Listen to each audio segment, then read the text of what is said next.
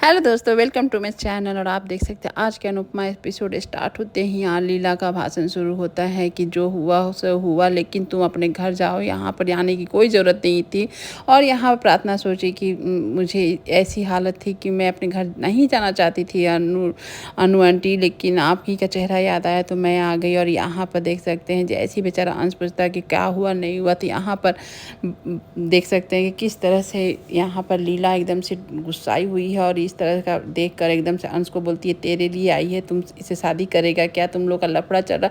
इस तरह का इल्ज़ाम बेचारे अंश पर लगा रही होती है, जो कि अंश बर्दाश्त नहीं कर पाता है। तो माँ यहाँ बाप पर बदतमीजी भी कर देता है कि आप बिना सोचे समझे मत कुछ बोला कीजिए। यहाँ पर बा बोलती है कि तुम करो, मैं बोलूँ भी ना। इस तरह से दोनों बा और पोते में हो जाती है कहा सुनी। और एक झापड़ भी पड़ जाता है बेचारा अंश को लीला की तरफ से, और वो एकदम से गुस्से में आ जाता है। और लीला भी आज बहुत ज़्यादा ही अंश के साथ बदतमीजी कर दी, क्योंकि वो जो है हो भी नहीं, जो धुआं भी ना उठा हो, यहाँ आग उठाने की कोशिश की जा रही है दोनों के बीच में।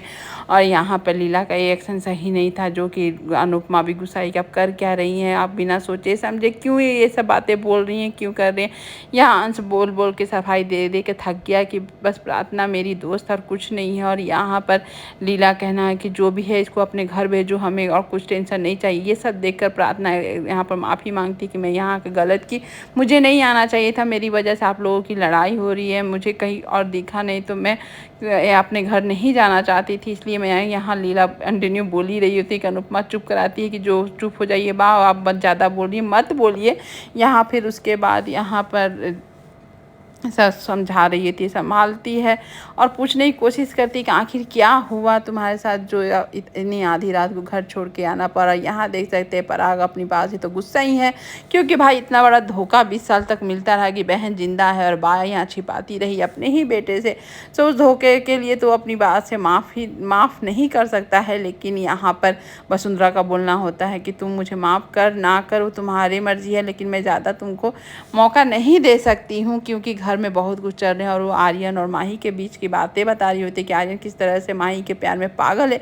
ये सुनकर पराग एकदम से अचक्का हो जाता है कि ये क्या है, ये कैसे हो सकता है। तो ये इल्ज़ाम भी लगा देती है वसुंधरा अनुपमा पर कि अनुपमा ही माही को आगे बढ़ावा दी होगी, वो चाहती है कि सारे बच्चे हमारे ही घर आ जाए। यहाँ पर पराग का बोलना होता है कि राही को हम लोग एक्सेप्ट किए, क्योंकि चलो उस अनुष्का पारिया का उसका साथ रिश्ता था इसलिए, लेकिन माही का तो ना माँ बाप का कोई फ़र्क पता है ना कुछ है, तो मैं तो ऐसी बहू नहीं चाहूँगा। यहाँ पर और आर्यन को समझाने के लिए वसुंधरा पराग को बोल रही होती है। और यहाँ अंश परेशान है कि और जानता है कि ज़रूर गौतम ने ही कुछ किया होगा, तभी प्रार्थना का ऐसी हालत हुई है। यहाँ पर देख सकते हैं वो बोल रहा होता है तोसू, तो तोसू उससे फिर से पूछता है तुम्हारा और उसका कुछ तो लफड़ा नहीं है, लेकिन यहाँ भी अंश क्लियर करता है ऐसा कुछ नहीं है।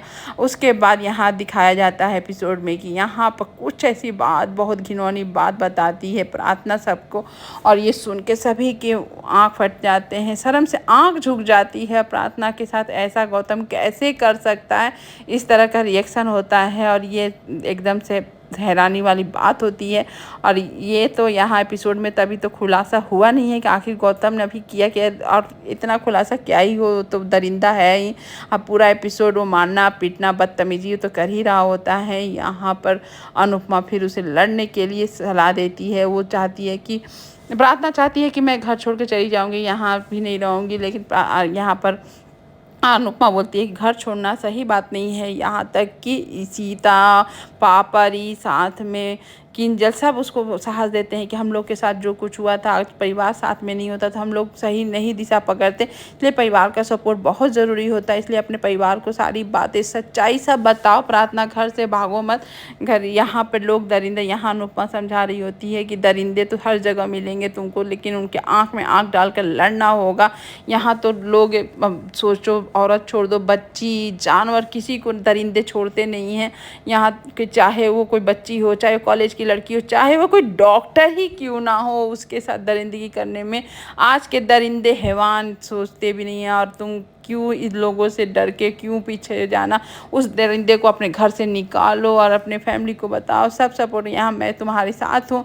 ये सुनकर बा एकदम से गुस्सा जाती है कि फिर से ये कोठारियों से पंगा क्यों ले रही है। यहाँ पर माही को टेंशन हो जाता है, अगर अनुपमा अगर वहाँ साथ देगी तो हमारा शादी आर्यन के साथ कैसे होगा। और यहाँ देख सकते कोठारी में अलग ही माहौल चल रहा होता है। यहाँ पर ड्रामा, फुल ड्रामा गौतम कर रहा होता है कि उसकी वाइफ कहाँ चली गई बिना बताए बिना बोले, मैं उसके बिना तो रह ही नहीं सकता। ये सुनकर राही और प्रेम तो जानते ही हैं गौतम को अच्छी तरह से वो किस तरह का इंसान है। उसके बाद पराग पूछ रहा होता है कि आखिर दोनों में लड़ाई हुआ क्या हुआ, कि कहाँ चली जाएगी इतनी रात को, प्रार्थना कैसे चली जाएगी। एकदम से यहाँ पर देख सकते हैं कि प्रेम को गुस्सा आता, कॉलर पकड़ कर अपने जीजा जी को जो धुनाई करता है कि वो जानता है कि कारण तो भाई गौतम ही है, उसकी बहन का कोई गलती नहीं है। यहाँ पर पराग छुड़ाने की कोशिश करता है और यहाँ वसुंधरा बोलती है अरे दामाद को ऐसे तो मारते नहीं है, तुम दामाद जी के साथ क्या करो। वसुंधरा का तो भैया कौन से जन्माने की है ये समझ में नहीं आता, उसकी अपनी बेटी की चिंता नहीं, बस दामाद दामाद कर रही होती है। उसके बाद यहाँ प्रेम और राही को देख सकते हैं कितने गुस्से में है, उसकी असलियत तो लोग जानते हैं, लेकिन यहाँ पराग और वसुंधरा तो कुछ भी नहीं जानते, गौतम के इतने बटरिंग बातें पे ही फंस जाते हैं। और यहाँ पर राही बता रही होती है कि कुछ भी हो इसका, अगर दीदी यहाँ नहीं है, प्रार्थना नहीं है यहाँ, तो उसका सारा श्रेय इसी का जाएगा, यही कुछ किया होगा। यहाँ पर देख सकते हैं कि मतलब कि परी और किंजल और इशिता एकदम से सपोर्ट में है अनुपमा के, कि आज अनुमा के वजह से शायद यहाँ पर प्रार्थना को इंसाफ मिल जाए, लेकिन बा एकदम से सपोर्ट में नहीं है। और यहाँ पर कंटिन्यू गौतम का चल रहा होता है कि प्रार्थना को मैं बहुत प्यार करता हूँ, बहुत दिलो जान से चाहता हूँ, जो बोलती है मैं वही करता हूँ, इस तरह से बोल रहा होता है। यहाँ पर वसुंधरा सुन के एकदम से हैरान है कि आखिर कैसे हो सकता है। और यह देखिए यहाँ पर बोल देता है, जबकि प्रार्थना को भी आप लोग नहीं जानते, उसको भी बीमारी, उसकी मम्मी का बीमारी लग गया, जो कि पराग की पहली बीवी का था। पागलपन का इस तरह से मेरे पर अटैक करती है, मेरे को जानलेवा हमला करती है, आज सोए नहीं तो मार ही देती मुझे, मतलब इस तरह की बातें करता है, जो कि प्रेम और राही सुन के एकदम आश्चर्य करते कि कैसा गिर सकता है, प्रार्थना जैसी लड़की पर कैसे इल्ज़ाम लगा रहा था।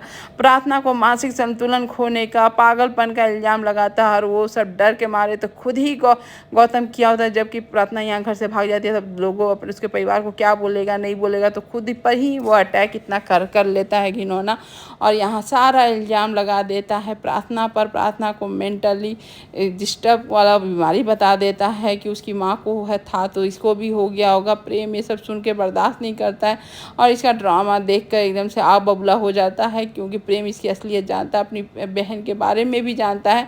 उसके बाद वो परिवार वालों को चीख चीख के अपने पापा को बोल रहा है कि नहीं पापा, दीदी ऐसी नहीं है, वो आप लोग के सामने कभी ऐसा हुआ, कभी उनका पागलपन दिखा है तो यही ऐसा है। उसके बाद राही भी सारी बातें बता रही होती है कि जो लड़की इसके खिलाफ आवाज़ नहीं उठा पाई इतने कारनामा होने के बाद, तो हथियार कैसे उठा लेगी, ये सारा इल्ज़ाम झूठ मूठ का है, ये हम लोग को पागल बना रहा है और कुछ नहीं कर रहा।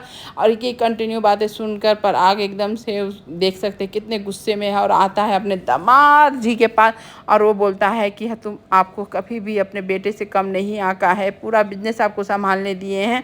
और दामाद जी ही बोले आप हस्बैंड वाइफ के बीच में भी कभी नहीं आए, लेकिन कल दिन मुझे पता चला कि मेरी बेटी आपके साथ खुश नहीं, आप उसके साथ कुछ गलत किए हैं, तो आप सोच सकते हैं मैं क्या करूँगा। यहाँ वसुंधरा आकर अपने बेटे को समझाते कि नहीं ऐसे नहीं बोलो, दामाद जी हैं, इस तरह से वो बोलती है। यहाँ पर दामाद जी की बातें सुनो, जो कि थैंक यू करने लगता है गौतम के, कि आप ही ये बात जो मेरे पर विश्वास रखती हैं और कोई नहीं, सारे लोग हम पे इल्ज़ाम लगा रहे होते। इस तरह से बात ही कर रहा था कि अचानक अनुपमा का आवाज़ आता है कि अरे इतना झूठ कोई कैसे बोल सकता है, तुम इतने झूठ कैसे बोल सकते। इस सुन के सभी लोग देखते हैं तो अनुपमा के साथ साथ यहाँ प्रार्थना है। प्रार्थना के ऐसे देखकर, ऐसा सिचुएशन देखकर, ऐसी हालत देखकर सारे घर वाले घबरा जाते हैं, और यहाँ प्रार्थना सहमी डरी रहती है। और यहाँ देखकर एक वसुंधरा बोलती चलो बच्ची घर आ गई, बस उसको बस अपना ही देखना होता है। वसुंधरा का सोच से हमको घिन आता है, कैसे ऐसे लोग के सोच वाले लोग इस धरती पर पड़े हुए हैं। और आके यहाँ गिरगिट आंसू रोने लगता है कि कहाँ गई थी प्रार्थना, क्या की थी प्रार्थना। उठती है अपनी साहस के साथ, उसको ऐसी ढकेलती है नीचे की वसुंधरा के दामाद जी नीचे लोट पोट हुए रहते हैं और वसुंधरा का मुंह पे तो हाथ ही आ जाता कि ये क्या की दामाद जी के साथ। उसके बाद चिल्लाती है यहाँ प्रार्थना डोंट टच मी। उसके बाद सारे लोग हैरान हो जाते हैं और गौतम की ओर देखने लगते हैं। अब गौतम भी एकदम से डर के मारे सक पका जाता है कि ये क्या कि इतना हिम्मत और साहस प्रार्थना में कैसे आ गया। और यहाँ पर बार बार पराग पूछा क्या हुआ बेटा, सब कुछ ठीक है। तो यहाँ पर प्रार्थना बोलती कुछ ठीक नहीं है पापा, कुछ भी ठीक नहीं है, सब कुछ खराब है। और एक बेटी अपने बाप से अगर ऐसे बोले तो सोच लीजिए उस बाप पर क्या ही बीत रही होगी। उस समय हजार ही मौत मर रहा होगा। और यहाँ पर प्रार्थना उसकी सच्चाई के बारे में बताना चाहे तो बार बार गौतम एकदम से ये हो जाता है। यहाँ पर प्रार्थना से वसुंधरा बोल रही थी कि तुमसे दामाजी बच्चे चाहते हैं तो तुम बच्चा क्यों नहीं देना चाहती हो। तो यहाँ पर प्रार्थना बोलती हाँ मैं ये बच्चा चाहता, मैं नहीं देना चाहती हूँ। यहाँ पर देख सकते हैं वसुंधरा बोलती किसी के बहकावे भड़काने पर मत जाओ, अपना परिवार संभालो, यानी कि अनुपमा और राही की बातें पर मत जाओ तुम। बस ले देकर वसुंधरा को राही और अनुपमा के बीच ही उसको समझ में आता है कि वही लोग के चलते घर बिगड़ रहा, बर्बाद हो रहा। मतलब वसुंधरा जैसे लोग तो आजकल दुनिया में है ही, तो दिखते ही। आज एपिसोड यहीं पर खत्म होता है। Thank you for watching video.